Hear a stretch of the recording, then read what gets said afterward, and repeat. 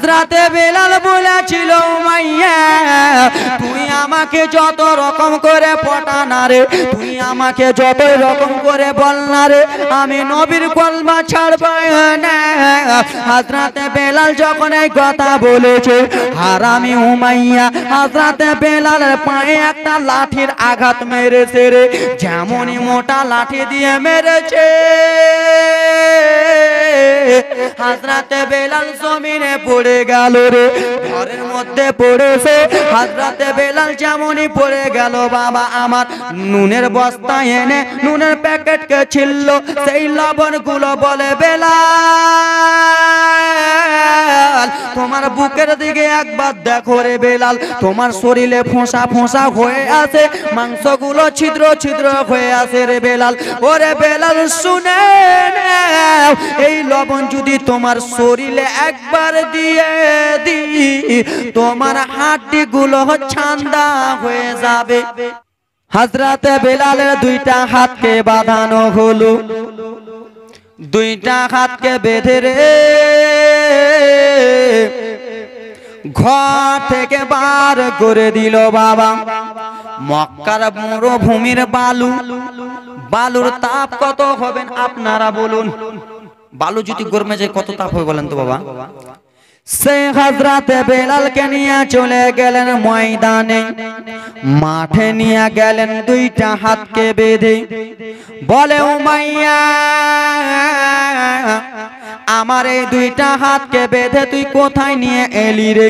বলে তোকে মাঠে ময়দানে নিয়ে এলাম। বলে উমাইয়া আমাকে তুই কি করবি বল? বলে উমাইয়া শুনে রে আমাকে তুই যত কষ্ট দিস না কেন আমি নবীর কলমা ছাড়বো না। বলে বেলাল শুনে নে আজকে তোকে নবীর কলমা ছাড়তে হবে, আজকে তুই নবীর কলমা ছাড়বি, না হলে তোকে এত কষ্ট দিব তোর শরীরটা পুরো ছারখার হয়ে যাবে। বলে যতই কষ্ট দে নবীর কলমা ছাড়বো না। বাবারে আমার হারামি উমাইয়া বেলাল কলমা পড়েছে বলে কত কষ্ট সহ্য করে। হারামি বদমাইশ উমাইয়া রে বাবা একটা ঘোড়াকে নিয়ে এলো রে বাবা। ঘোড়াকে নিয়ে এসে ঘোড়ার নেজে একটা রশি বেঁধে দিলেন টাইট করে। আর হযরতে বেলালের দুইটা হাত যে বাঁধা আছে হযরতে বেলালকে জমিনে শুইয়ে দিলেন। দুইটা হাতকে এই মনে উল্টো করে দিলেন, এই মনে উল্টো করে হযরতে বেলালের হাতে রশিটা বেঁধে দিলেন। এইদিকে ঘোড়ার নেজে দড়ি বাঁধা, এইদিকে হযরতে বেলালের হাতে যেন দড়ি বাঁধা। ঘোড়াকে এত জোরে মেরেছে চলে যা রে ঘোড়া চলে যা, পুরা এই মক্কাটা তুই সফর করে নে, পুরা এই বালুটা তুই সফর করে নে। বাবা ঘোড়া জিনিস একটু লালা হয়, ঠিক কিনা? ঘোড়াকে যেদিকে পাঠাবেন চলে যাবে, তাই তো? মারলেই ও দৌড়াবে।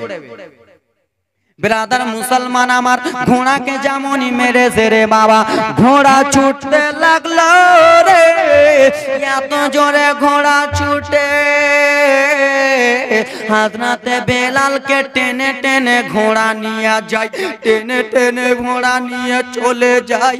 বাবা রে মরুভূমির গরম গরম বালুতে হযরতে বেলালকে খালি গায়ে শুইয়ে দিয়ে ঘোড়া টেনে টেনে টেনে টেনে নিয়ে যায়। বাবারে আমার সেই বালিগুলোতে ছোট ছোট পাথর, সেই বালিগুলোতে ছিল বাবা। কিন্তু হারামি উমাইয়া গরম গরম পানি চালিয়ে রে হযরতে বেলালের শরীরকে ডেঞ্জার করে দিয়েছিল, কমজোরি করে দিয়েছিল গরম পানি চালিয়ে। মনে আছে তো নাকি? না নাই আছে তো বাবা? নারে তাকবীর, নারে তাকবীর, নারে সালাত, জলসা কমিটি, নারে তাকবীর, নারে। বাবারে আজকে হাসাই না রে বাবা, আজকে খালি একটু আপনারাকে একটু কষ্ট জীবনে শোনাচ্ছি, কালকে হাসাবো। তাফাজুল আর আমি একই চলছি। ও আমার বাবা সোনা মানিকের আরে জীবনীটা মনোযোগ দিয়ে শুনো। হযরতে বেলালের শরীরটা যেন ডেঞ্জার হয়ে আসে মরুভূমিতে। পিছন দিক থেকে হযরতে বেলালকে নিয়ে যায় রে বাবা। 1 ঘন্টা নয় রে মুসলমান, 2 ঘন্টা নয় রে বাবা রে, 3 ঘন্টা নয় রে সোনার টুকরা রে বাবা, 4 ঘন্টা নয় রে বাবা, 7 ঘন্টা ধরে হযরতে বেলালকে গরম বালু থেকে ও আমার বাবা সোনা রে। 7 ঘন্টা পরে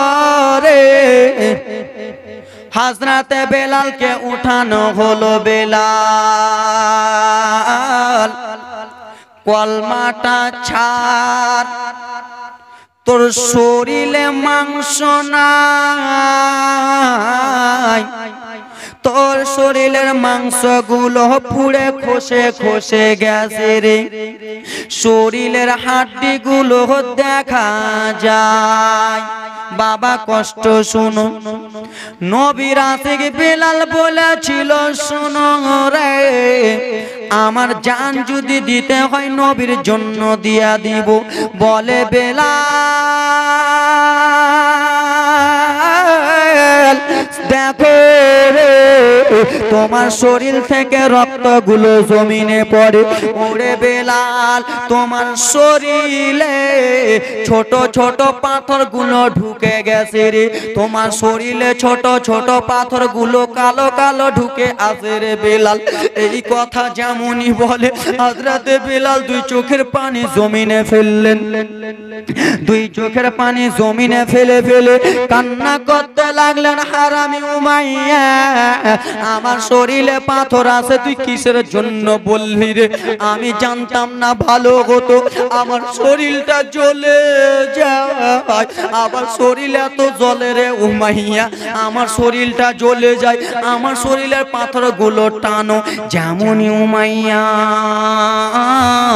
শরীর থেকে গদা পাথর টানেছে, সেইখান থেকে রক্ত ঝরঝর ঝরঝর ঝরঝর করে পড়ে। সেই রক্তগুলো হযরতে বেলাল দেখলো রে, দেখে বলে উমাইয়া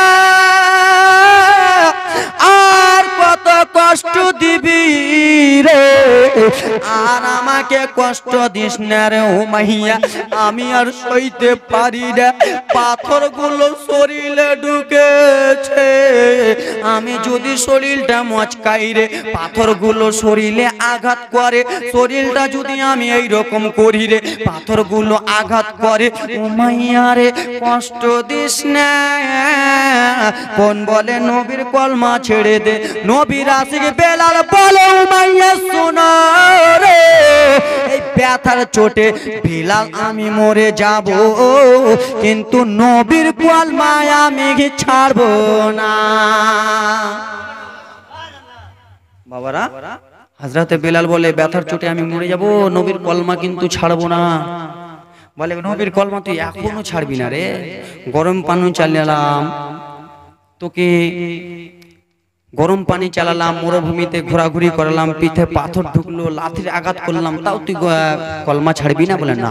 বলে চল আজকে তোর ঘরে চল, তোর আজকে মজাক দেখাবো, কি হবে তোর আজকে, তুই থাকতে পারবি না। বলে কেন উমাইয়া? বলে চল ঘরে।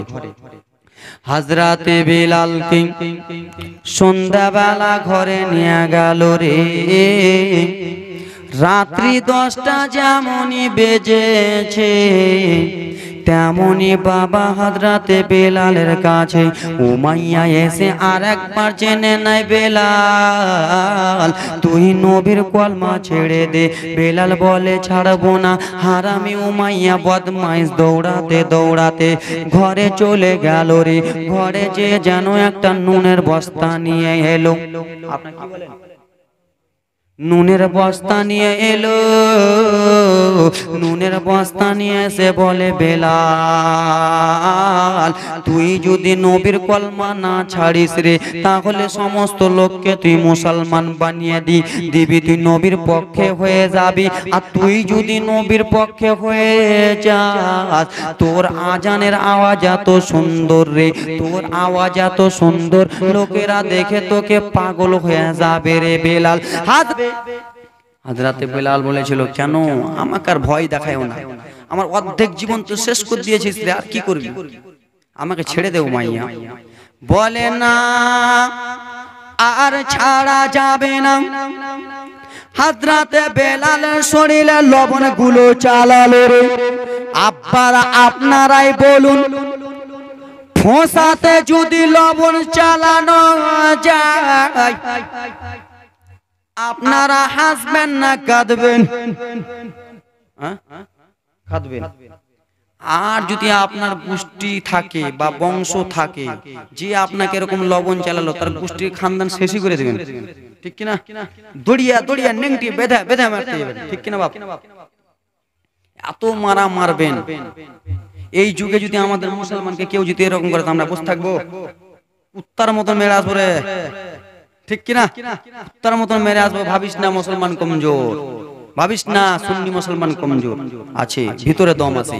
ব্রাদার মুসলমান আমার, এই কথা যেমনই বলেছে, লবণটা চালিয়েছে হযরতে বেলাল যেন বেদনার চোটে ছটফট ছটফট ছটফট ছটফট করতেছেন।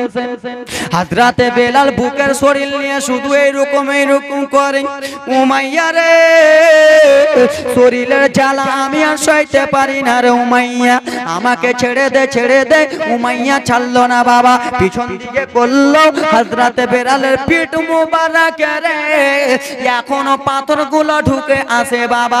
আপনাদের শরীরে যদি একটা কাঁটা ছোট ঢুকে রে কত জ্বালা যন্ত্রণা করবে। আপনাদের শরীরে আমাদের শরীরে যদি একটা কাঁটা ঢুকে বাবা, 3 দিন যদি থাকে কাঁটাটা, তো শরীরে পৌঁছে যাবে, পৌঁছে ভিতরে পৌঁছবে না, পৌঁছে যে কালো মতন পুঁজ হয়ে যাবে। কি বলেন আপনারা? পুঁজ, হ্যাঁ পুঁজ হয়ে যাবে। আর টিপবেন তো এত ব্যথা করবে বাবা ব্রাদার মুসলমান। তো বলেন হযরতে বেলালের 2 দিন থেকে পিঠে পাথর ঢুকে আসে, একটা দুটো পাথর, শত শত শত শত পাথর। আপনারাই বলুন বাবা, এই রাস্তাতে যদি ছেঁচড়ানো যায় আপনাকে, এই রাস্তা মরুভূমির রাস্তা তো ব্রাদার শুধু বালু বালু, তো বালুতে তো ছোট ছোট পাথর থাকবেই। ওই পাথরও যদি আপনাকে 7 ঘন্টা যদি ছেঁচড়া দেয়, তো কি করবেন? পাথর ঢুকবেই। পাথর ঢুকেছে, পাথর গুলোর জ্বালা কটকট কটকট কটকট করে যেন যন্ত্রণা করে, এত যন্ত্রণা করে। তারপরে ও হারামি উমাইয়া লবণ দিয়া দিল। লবণ যেমনই দিয়েছে হযরতে বেলাল ছটপট ছটপট ছটপট ছটপট করে। উমাইয়া ছেড়ে দে, না না ছাড়া যাবে না, যাবে না। হযরতে বেলাল দাঁড়ালো, দাঁড়াবার পরে হযরতে বেলালের 2টা হাতকে বেঁধে দিয়েছে। 2টা হাতকে 2 দিকে বেঁধে রে বাবা সারা শরীরে হযরতে বেলালের গায়ে লবণ লাগালো।